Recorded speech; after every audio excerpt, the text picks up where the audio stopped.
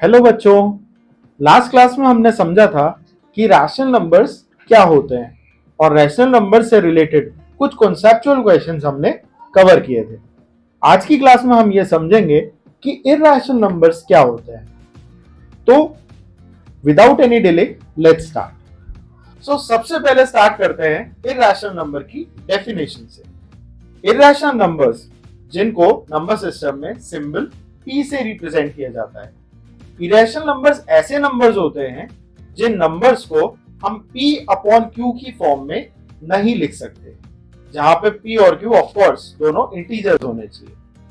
कहने का मतलब ऐसा कोई भी दो integers p and q possible नहीं है जिनको हम एक दूसरे के न्यूमरेटर एंड डिनोमिनेटर में लिखें और वो एक इरैशनल नंबर हो।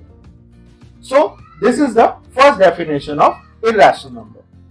नाउ रैशनल नंबर्स में हमने देखा था कि रैशनल नंबर्स के अगर हम फ्रैक्शन को जब उसको डेसिमल्स में कन्वर्ट करते हैं तो उसका डेसिमल एक्सपेंशन या तो टर्मिनेटिंग होता है या रिपीटिंग होता है। इरैशनल नंबर में ये कुछ ऑपोजिट होता है। इरैशनल नंबर्स का डेसिमल एक्सपेंशन तो एग्जिस्ट करता है, बट वो ना तो खुद को टर्मिनेट करता है और ना ही वो खुद को रिपीट करता है। ना टर्मिनेट करेगा ना रिपीट करेगा तो वो कैसा दिखेगा, एक एग्जांपल लेके समझते हैं। लेट्स सपोज मैंने एक नंबर लिखा है स्क्रीन पे 3.14285731 एंड सो ऑन। इस नंबर सीरीज में अगर हम देखें तो इस नंबर का डेसिमल एक्सपेंशन जा तो इंफिनिटी तक रहा है, बट कोई भी सिंगल या सेट ऑफ नंबर्स खुद को बार बार रिपीट नहीं कर रहे हैं, जैसा कि रैशनल नंबर्स के केस में कर रहे थे। So this sort of numbers actually count into irrational numbers. Now अगर हम एक इरैशनल नंबर्स को p अपॉन q की फॉर्म में नहीं लिख सकते और उनका डेसिमल एक्सपेंशन भी टर्मिनेट नहीं होता, तो कैसे दिखते होंगे ये रियल नंबर्स? क्या हम कुछ एग्जांपल्स समझ सकते हैं इन इरैशनल नंबर्स के क्या होते हैं? यस, कोई भी under the root prime number एक इरैशनल नंबर होता है। For an example, under root 2। कभी रूट ऑफ 2 कैलकुलेट करिए आप एंड आप देखेंगे कि 2 का रूट कैलकुलेट करने में आपके पास में जो डेसिमल एक्सपेंशन आएगा वो डेसिमल एक्सपेंशन ना तो कभी टर्मिनेट होगा और ना ही कभी खुद को रिपीट करेगा। सिमिलरली रूट 3, रूट 5, रूट 7, ये सारे नंबर्स एक्चुअली में प्राइम नंबर्स हैं और क्योंकि ये अंडर रूट में है इस वजह से ये जितने भी हमारे पास में नंबर स्क्रीन पे दिख रहे हैं हमें, ये सारे के सारे इरैशनल नंबर्स हैं। तो अगर आपसे कोई इरैशनल नंबर का एग्जांपल पूछे तो आप सिंपली ये कह सकते हो, भाई कोई भी अंडर रूट के अंदर प्राइम नंबर है तो वो एक इरैशनल नंबर होगा। नाउ अगर ये जो इरैशनल नंबर है ये ना तो फ्रैक्शन की फॉर्म में लिखा जा सकता है और ना ही इसका डेसिमल जो एक्सपेंशन है वो टर्मिनेट होता है, तो क्या हमें इसको नंबर सिस्टम में रखना चाहिए? और अगर हम इसको नंबर सिस्टम में रखते हैं तो डेफिनेटली हम इसको एक नंबर लाइन पे भी ड्रॉ कर सकते हैं। तो अब हमारा क्वेश्चन यहाँ पे कई बार हमसे एग्जाम में ये पूछा जाता है, रूट 2 को नंबर लाइन पे ड्रॉ करना है। नाउ नंबर लाइन पे रूट 2 को ड्रॉ करने के लिए there are a couple of easy steps और उसके लिए एक छोटा सा प्री रिक्विजिट है which is the Pythagoras theorem. अब पाइथागोरस थ्योरम जो आप लोगों को याद है, इट इज अ थ्योरम जो कि हमने पढ़ी थी चैप्टर ट्राइंगल्स में हमारे प्रीवियस लेसन्स में। सो Pythagoras theorem is basically a theorem that applies on a right angle triangle, and by right angle triangle what we mean is एक ऐसा ट्राइंगल जिसका कोई एक एंगल 90 डिग्री का हो। सो ऐसे ट्राइंगल को अगर हम देखें, let's suppose this ABC, this triangle is a right angle triangle. इसका जो बेस है that base is called base ही कहते हैं, और जो इसका जो स्टैंडिंग साइड है जो कि 90 डिग्री वाले आर्म से अटैच है दिस इज कॉल्ड परपेंडिकुलर। और जो इसका स्लांटिंग साइड है यानी कि AC, this is called hypotenuse.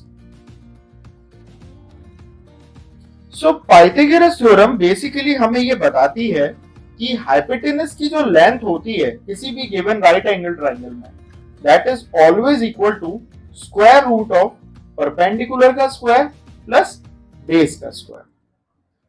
इस थ्योरम को यूज करते हुए हम किसी भी रैशनल नंबर को, जो कि हमारे पास में √2, √3, हमने देखा कि under the root prime number, उसको अगर हमें नंबर लाइन पर रिप्रेजेंट करना हो तो वो हम कर सकते हैं। Now let's see how. अभी हम दो एग्जाम्पल सॉल्व करेंगे जिसमें हम देखेंगे कि हम √2 एंड √3 इन दोनों को नंबर लाइन पे किस तरीके से रिप्रेजेंट कर सकते हैं। So let's start. Let's say ये हमारी नंबर लाइन है जिसपे हमें नंबर्स दिए हुए हैं 0, 1, 2, 3। सिमिलरली नेगेटिव एंड पे -1, -2, -3। जैसा कि ये तो आपको पता होगा कि 0 से 1 के बीच का जो डिस्टेंस होता है that is always equal to 1 centimetre. आपकी स्केल पे आपने देखा होगा मार्कर्स लगे हुए होते हैं, 0 to 1 1 centimetre, 1 to 2 is again 1 centimetre.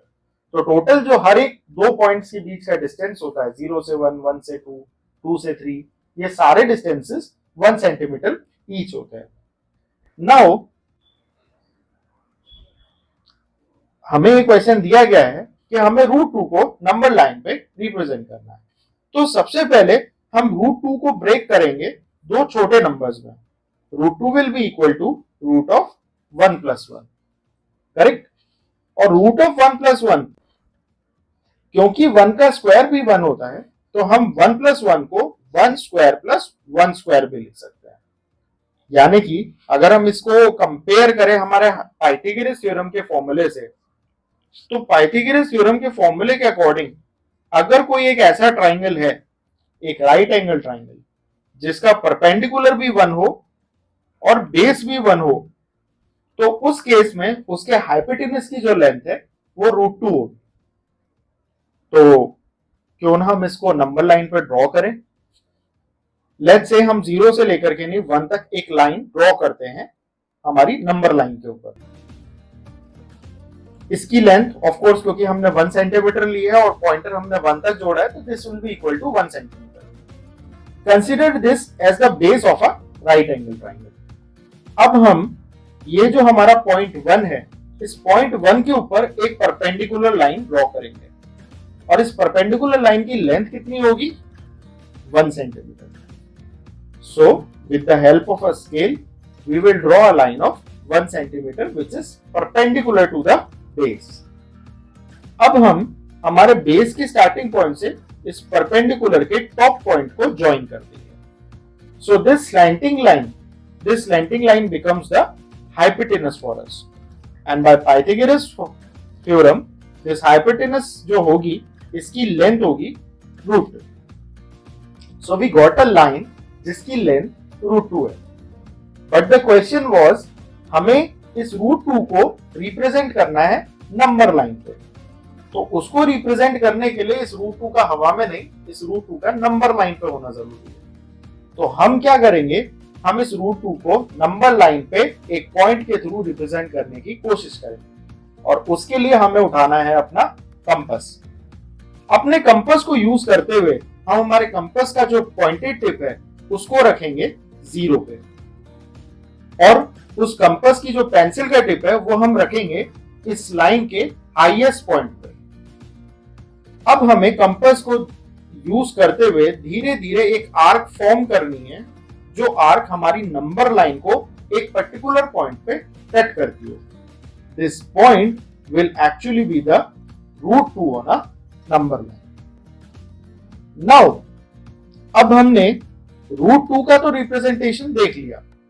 Now how are we going to represent √3 on the same number line? उसके लिए भी हम थोड़ी सी कैलकुलेशन करते हैं। √3 को हम √2 + 1 लिख सकते हैं, करेक्ट। और √2 + 1 को अगर हमें स्क्वायर की फॉर्म में लिखना हो तो हम इसको लिख सकते हैं √2 का स्क्वायर प्लस √1 का स्क्वायर। और ऐसा क्यों किया? क्योंकि हमें पता है कि किसी भी नंबर को अगर हम अंडर रूट करके उसका स्क्वायर करते हैं तो रूट से स्क्वायर कैंसिल हो जाता है। तो बेसिकली अगर हम यहाँ पे स्क्वायर रूट लगा करके नहीं स्क्वायर कर रहे हैं, वो इक्वल होगा वो नंबर नॉर्मली लिखने के। तो यहां से अगर हम इसको वापस से हमारा जो पाइथागोरस थ्योरम के फॉर्मूला है which is hypotenuse is equal to under the root base का स्क्वायर प्लस परपेंडिकुलर का स्क्वायर, यहां से हम इसको कंपेयर करें तो हम देख सकते हैं कि अगर कोई ऐसा राइट एंगल ट्राइंगल है जिसका बेस √2 हो और परपेंडिकुलर √1 हो, √1 इज अगेन 1, राइट, बिकॉज 1 का रूट भी 1 होता है और 1 का स्क्वायर भी 1 होता है।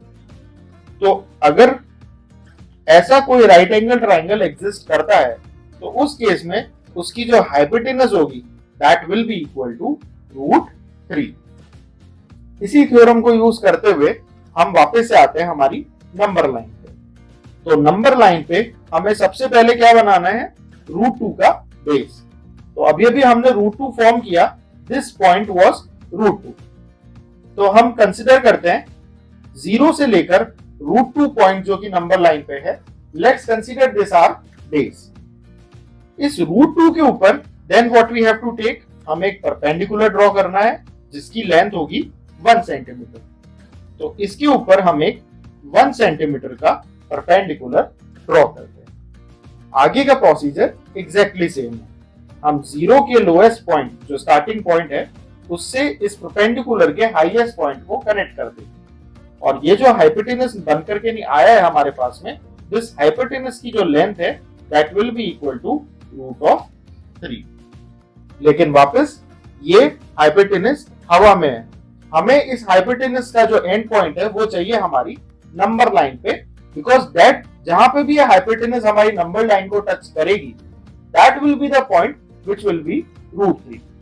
तो हम वापस से वही कंपास लेते हुए उसका जो पॉइंटेड एंड है वो रखेंगे 0 पे और जो मूविंग एंड है उसको रखेंगे हाईएस्ट पॉइंट पे, और यहां से एक आर्क लेते हुए नीचे हमारी नंबर लाइन को कट करेंगे। So this will be our √3 on a number line. So this was all about irrational numbers. I hope आपको ये समझ आया हो। अगले वीडियो में हम कवर करेंगे कुछ बेसिक क्वेश्चंस जो कि रैशनल और इर्रेशनल नंबर से रिलेटेड है और एग्जाम्स में जनरली पूछे जाते हैं।